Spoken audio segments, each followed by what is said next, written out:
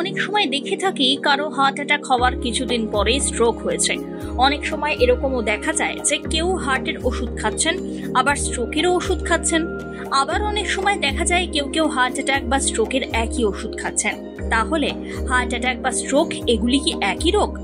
আজ আমরা জানবো হার্ট অ্যাটাক, স্ট্রোক, কিডনির কোনো রোগ, আপনার পায়ে ব্যথাজনিত কোনো সমস্যা, এগুলি আসলে ধমনীর কোনো সমস্যা থেকে হয়ে থাকে। আজ আমাদের এই বিষয়ে জানাচ্ছেন বিশিষ্ট heart surgeon doctor Sujoy Chatterjee. আমরা অনেক সময় দেখে থাকি কারোর হার্ট অ্যাটাক হয়েছে, বছর খানেক পর তার একটা বড় স্ট্রোক হয়ে গেল, বা বন্ধুরা কথা বলছে কেউ হার্টের ওষুধ খাচ্ছে, আবার কেউ স্ট্রোক হয়েছিল তার জন্য ওষুধ খাচ্ছে, কিন্তু অনেক ওষুধই দুজনের এক। তাহলে কি হার্ট অ্যাটাক, স্ট্রোক এগুলো কি একই কোনো রোগ? মাথায় হচ্ছে, বুকে হচ্ছে না, এগুলো অন্য। নমস্কার, আমি heart surgeon doctor Sujoy Chatterjee, consultant at Manipal Broadway hospitals. প্রথমেই মনে রাখতে হবে, হার্ট অ্যাটাক, স্ট্রোক, পায়ে ব্যথা, কিডনির অনেক রোগ কিন্তু একই সুতোয় বোঁধা। কেন? কেননা এগুলো হচ্ছে ধমনীর রোগ। যে ধমনী হার্টকে, মাথার ব্রেনকে, পাকে, কিডনিকে রক্ত দেয়, সেই ধমনীর ব্লকেজের রোগের জন্যেই এই সিমটমসগুলো বা এই রোগগুলো হয়ে থাকে। যে রোগটা হয় প্রাইমারিলি, সের নাম হচ্ছে অ্যাথেরোস্ক্লেরোসিস। ধমনীর ওয়ালের মধ্যে আস্তে আস্তে প্রথমে কোলেস্ট্রল, তারপরে ট্রাইগ্লিসারাইড এবং পরবর্তীকালে ক্যালসিয়াম জমে সেখানে একটা ব্লকেজ সৃষ্টি করে। তার জন্য হয় কি, যে ধমনীটার দৈর্ঘ্যটা, ইন্টারনাল ডায়ামিটারটা এত বড় ছিল, সেটা আস্তে আস্তে সরু হয়ে যায়। তো সেই অর্গ্যানটা, সেই জায়গাটায় রক্ত চলাচলটা খুবই খারাপভাবে বিঘ্ন হয়। এবার ধমনী, যদি মাথার ধমনী ব্লক হয় তখন তাদের স্ট্রোক হতে পারে, যখন বুকের ধমনী ব্লক হয় তখন তাদের হার্ট অ্যাটাক হতে পারে, যখন পায়ের রক্ত সাপ্লাইয়ের ধমনী ব্লক হয় তখন পায়ে গ্যাংগ্রিন, পায়ে ঘা, নানান রকম রোগ হতে পারে। তাই জন্যে আমাদের কারোর যদি পায়ের কোনো প্রবলেম থাকে, স্ট্রোক হয় বা আপনার বুকে ব্যথা হয়, আমরা পুরো সিস্টেমটাকেই একবার চেক করে নিতে চাই। তাহলে বোঝা যাক কোন কোন উপসর্গ দেখা দিলে আমরা এই ধমনীর রোগটাকে সন্দেহ করতে পারি, অ্যাথেরোস্ক্লেরোসিস এক্সিস্টেন্সটা সন্দেহ করতে পারি। প্রথমে যদি আমি বুকের, হার্টের ব্যাপারটা দেখি, তাহলে কি হয়? বুকে ব্যথা। বুকে ব্যথাটা কিরকম? সব বুকে ব্যথা কি হার্টের ব্যথা? না। বুকের বাদিকটা বা মাঝখানটায় একটা চাপ ধরা ব্যথা, সেই চাপটা চোয়ালের দিকে যাচ্ছে বা হাতের দিকে যাচ্ছে, এটা হার্টের ধমনী ব্লকের সবচেয়ে বড় উপসর্গ। তারপরে আসি মাথার ধমনী ব্লকের। মাথার ধমনী ব্লকের সবচেয়ে বড় উপসর্গ কি দাঁড়ায়? যে অনেক সময় দেখা যায় কেউ চট করে একটু বাঁ দিক বা ডান দিকটা তুলতে পারছে না, কিন্তু দেখা গেল কিছুক্ষণের মধ্যে, 24 ঘন্টা বা 12 ঘন্টার মধ্যে সেটা আবার কমপ্লিটলি রিকভার করে গেল।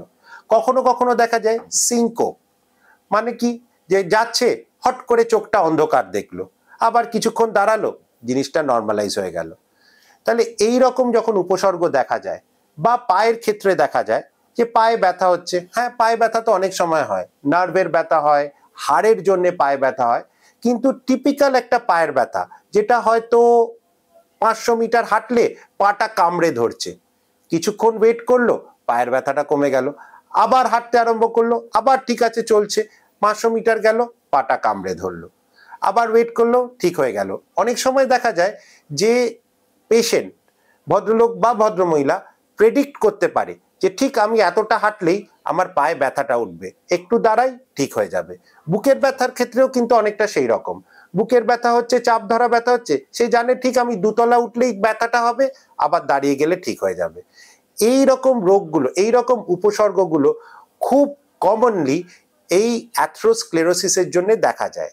তো কি হচ্ছে যে আপনার পায়ে, বুকে বা মাথার ধমনীগুলোতে আস্তে আস্তে ক্যালসিয়াম, কোলেস্ট্রল জমে জমে তাদের রক্ত সাপ্লাইটা কমে যাচ্ছে। নর্মালি বসে আছে, ঠিক আছে, কম রক্ত দিয়ে কাজ চলে যাচ্ছে, কিন্তু যখনই আমরা এক্সার্ট করছি, হাঁটা চলা বাড়াচ্ছি বা বা হার্টের কাজ বেড়ে যাচ্ছে, তখনই কিন্তু ওই ব্লকেজ দিয়ে অ্যাডিকুয়েটলি বা সঠিকভাবে রক্ত চলাচলটা করতে পারছেন না, এবং তখন তাদের এই উপসর্গগুলো দেখা দিচ্ছে।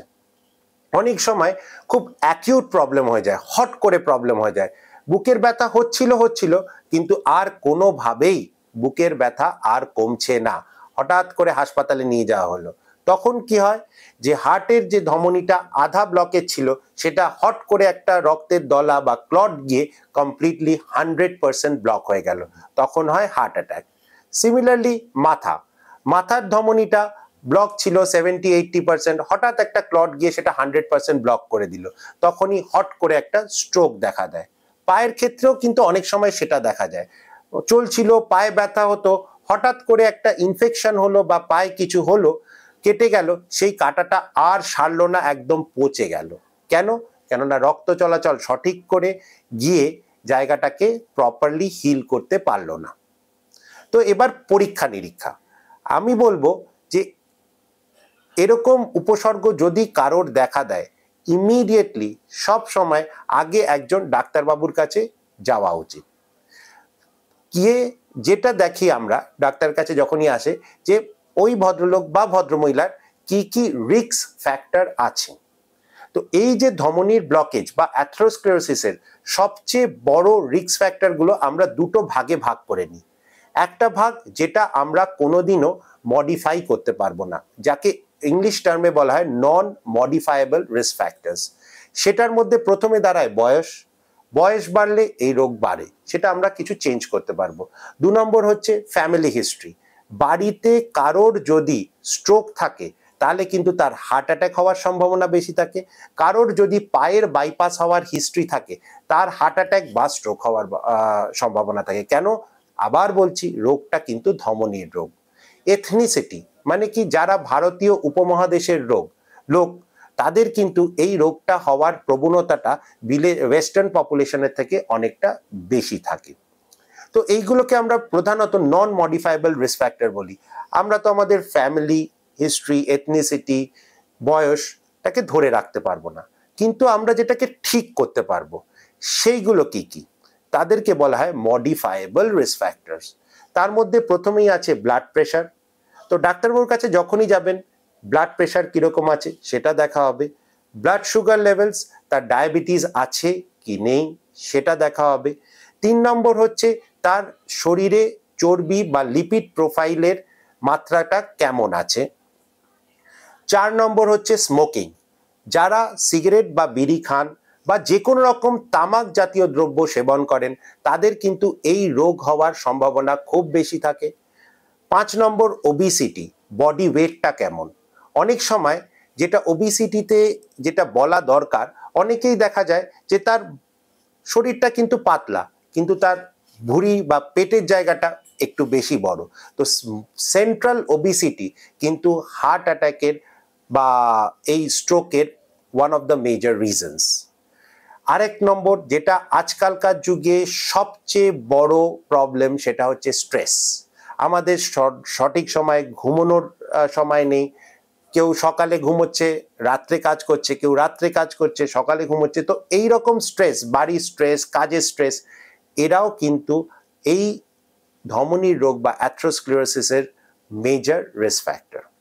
তো আমরা যখনই ডাক্তারবাবুর কাছে বা আমাদের কাছে কোনো পেশেন্ট এরকম কমপ্লেন নিয়ে আসেন, তাদেরকে আমরা ফার্স্টেই এই স্ক্রিনিং গুলো করে নিই যে তার এই রোগটা অ্যাথেরোস্ক্লেরোসিস হওয়ার প্রবণতাটা কতটা আছে, রিস্ক ফ্যাক্টর স্ক্রিনিং, এবং তাদেরকে প্রপার চিকিৎসা করি যাতে তার ব্লাড প্রেশার ঠিক থাকে, ব্লাড সুগার ঠিক থাকে, লিপিড প্রোফাইল ঠিক থাকে। আমি এই প্রতিবেদনে কত ব্লাড সুগার হওয়া উচিত বা কত ব্লাড প্রেশার হওয়া উচিত বলছি না, কেননা এর লেভেলসগুলো কিন্তু ডিফারেন্ট হয় বিভিন্ন লোকের জন্য।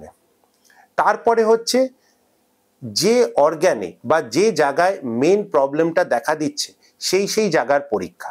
যেমন হার্টের যদি কারো বুকে চাপ ধরা ব্যথা থাকে তাহলে আমরা এক্সরে, ইসিজি, ইকোকার্ডিওগ্রাফি অ্যান্ড এগুলো যদি নর্মাল থাকে তাও আমরা একটা অ্যাঞ্জিওগ্রাফি করে দেখে নিই যে তার ধমনীতে কোথাও ব্লকেজ আছে কিনা। মনে রাখতে হবে যে অনেক সময় আমরা পেশেন্ট পাই যারা বলে যে আমি তো রেগুলারলি ইসিজি আর এক্স রে করতাম, ইসিজি এক্স রে নর্মাল। হ্যাঁ, নর্মাল ইসিজি এক্স রে থাকলেও কিন্তু হার্টের ধমনী ব্লক থাকতে পারে। তাই জন্যে যদি আপনার এই উপসর্গ দেখা যায় তাহলে আমরা একটা অ্যাঞ্জিওগ্রাফির পরীক্ষা করেও দেখে নিই যে হার্টের ধমনীগুলো ঠিক আছে কিনা। সিমিলারলি মাথার ধমনীর জন্য যাদের আমরা পেলাম যে হার্টের ধমনীর ব্লকেজ আছে তাদেরকে আমরা মাথার ধমনী স্ক্যানিং করে নিই ডপলার পরীক্ষা দিয়ে, যেখানে আমরা দেখতে পারি যে মাথার যে ধমনীগুলো আছে সেখানে রক্ত চলাচলটা কতটা বিঘ্ন, কতটা স্টেনোসিস হচ্ছে, এবং যদি থাকে তার জন্য ওষুধ বা স্টেন্টিং বা কোনো চিকিৎসা সেটা আমরা করি। এবার আসি পায়ের ক্ষেত্রেও তাই। পায়েও আমরা ডপলারের পরীক্ষা করি, যাকে বলা হয় আর্টেরিয়াল ডপলার। সেই ক্ষেত্রে পায়ে যদি এরকম ব্যথা থাকে দেখে নিতে হয় যে পায়ের কোথাও ব্লকেজ আছে কিনা, এবং যদি ব্লকেজ থাকে তখন আবার পায়ের অ্যাঞ্জিওগ্রাফি করে দেখতে হয় যে সেখানটায় কতটা ব্লকেজ আছে এবং তার সঠিক চিকিৎসাটা কি।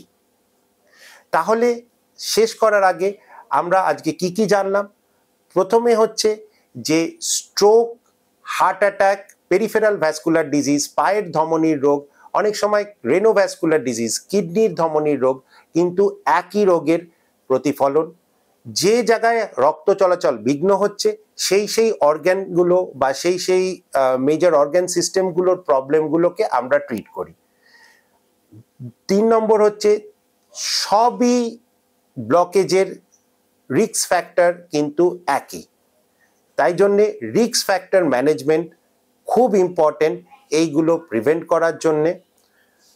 আর সবচেয়ে বড় কথা হচ্ছে যে যদি আপনার কোনো সিমটম থাকে, উপসর্গ থাকে, তাহলে একবারে পুরো সিস্টেমটাকেই দেখে নেওয়া উচিত এবং সঠিক সময় সঠিকভাবে চিকিৎসা করা উচিত। তাহলেই কিন্তু এই রোগ থেকে আমরা মুক্তি পাবো। নমস্কার।